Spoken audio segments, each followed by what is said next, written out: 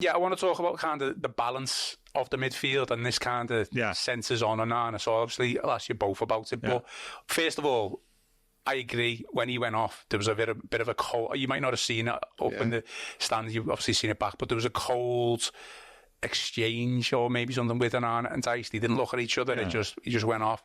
First of all, what did you think of his performance? Was it good enough last night? Did he do enough? Obviously not, because he got taken off after 60 minutes, and I thought he was ineffective at Bournemouth as well, to be fair. After I didn't see the Belgium game against England, but I believe he played quite well.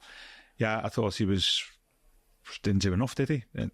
Whatever that entails, I'm not so sure, but he was lacklustre, and he just didn't affect the game at all, as he should be doing, as we know he's got the ability to do.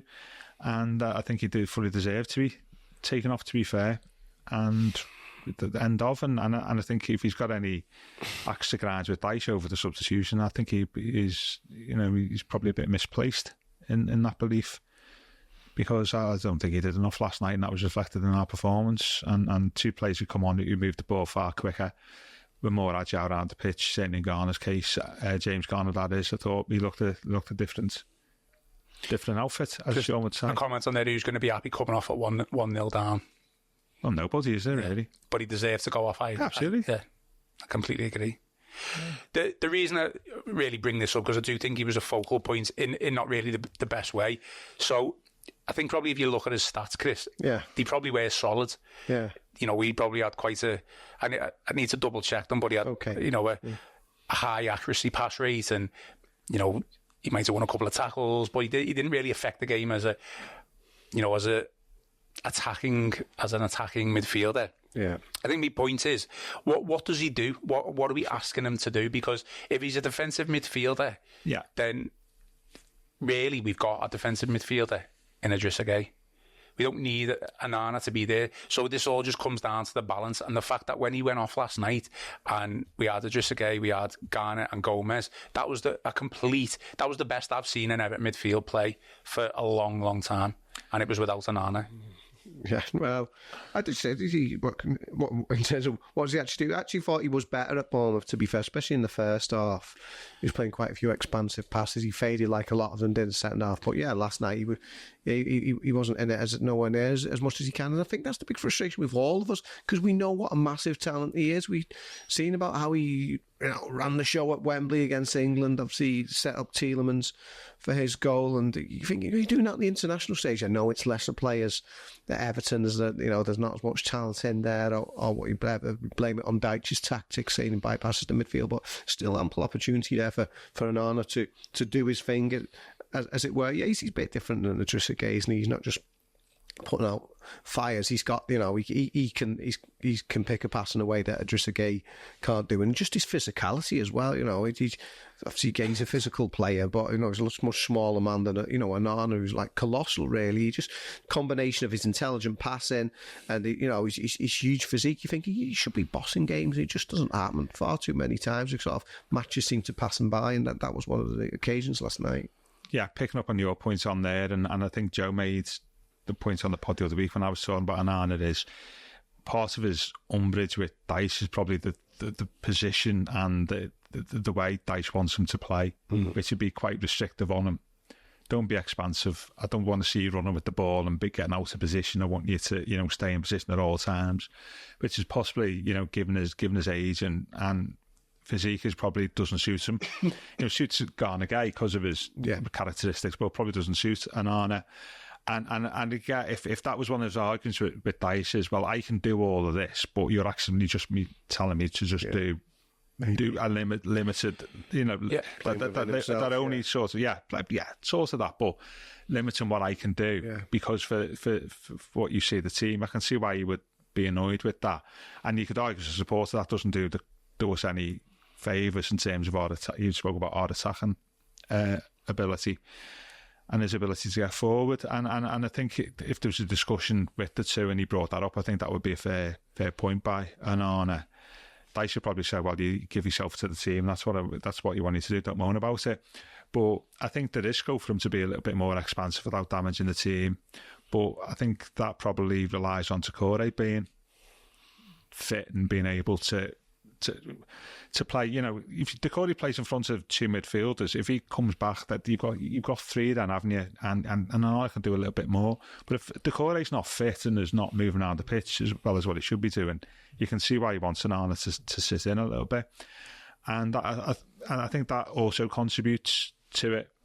Is that I think it's the role that he's being asked to play, and that's best for him. I think a better James Garner's probably a better fit with Onana, but I can see why, like last night, where you play Garner guy in those circumstances, especially if you've got Ashley Young playing wise, right? Yeah, I think, but it's probably 75% Onana, 25% Dice at the end. If you're looking at why he's not performing over the last couple of games. I mean, just to clarify my point on when I say what does he do, I'm not slagging him off. I think he's got all the talent in the world. Yeah. What I'm trying to say is what is his role within that midfield. So if it's a defensive midfielder, then that's fine. But we all say that we think he can become this box-to-box midfielder. We think he's got the attributes. You've talked about his physicality and everything else that goes along with it, that he can do more, and he just doesn't do that. Well, Garner, he's not a defensive midfielder, is he? As such, he's a midfielder who'll sit deep, but he's not a number 6. Never has been. How's he not a defensive midfielder then? He's not a 6, but he'll sit in front of the defence and get the ball off the defence and pass it back. Like play on the turn and pass it into midfield and keep things ticking over. He's not one of them. No, because you can't pass the ball. He's not. So compare him to, say, you play who I've seen in the last 5 years. Who played the number 6 and would do that was Fabian Delph.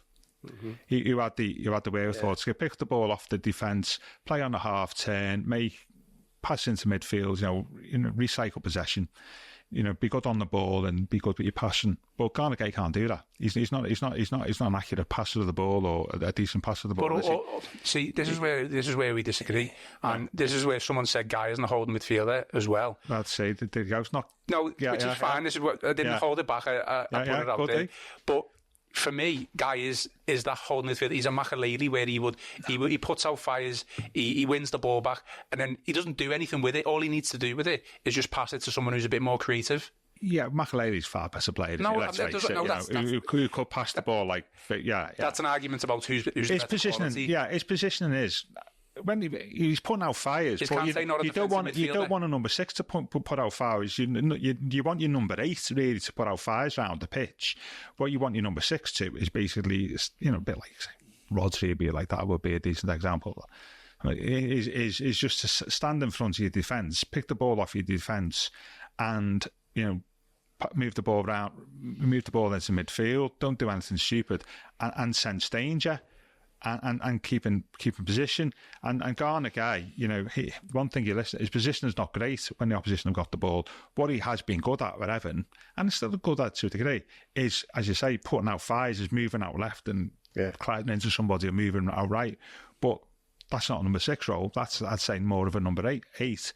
But that's not to say, after all that, you can't give him that role. I'm just saying it's not a natural role for him, and that's possibly what you're saying is you've got Garner and Onana who are both playing roles that are not natural to them, and maybe that's one of the issues. Step in here as mediator. I was going to say but part of the problem is that we're having this debate. Yeah, it shows you that that's a big issue. The fact that you don't know either way what's Idrissa supposed to be doing, what's Amadou and Onana supposed to be doing within this team. That's number 6 for ages. Yeah, but that's when I felt when he went off the pitch, there was clear clarity on what individuals were meant to be doing in that midfield. I'll just read this comment out here from the Blues, who's a regular commentator. Where's it gone?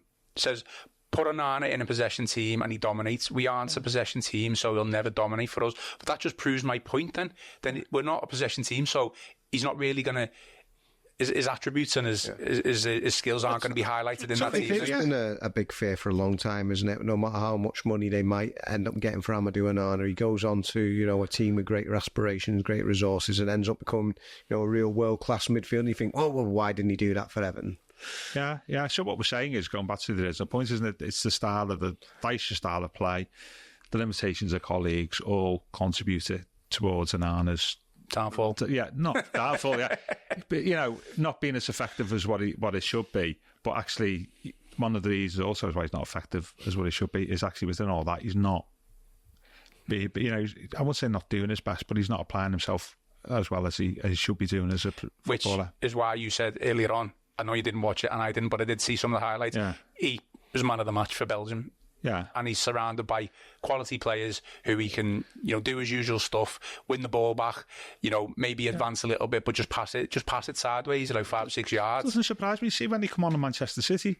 When getting beaten, Manchester City come on for the last half hour there, didn't he? And I don't even think he was fit. But I don't know whether because it was Manchester City or like City had taken the foot off the gas and just wanted to, just to manage the game. He looked class then, and that's the issue for him. But in the here and now, where we are in the Premier League at the moment, can we afford to have that type of attitude? No, look, I'm not slagging him off one little bit. No. I think he's a quality player, and unfortunately, he's probably going to leave this summer, and he's going to go on to, a team full of quality players, and his attributes and skills are going to shine through all day long. Yeah, and that's what's going to happen.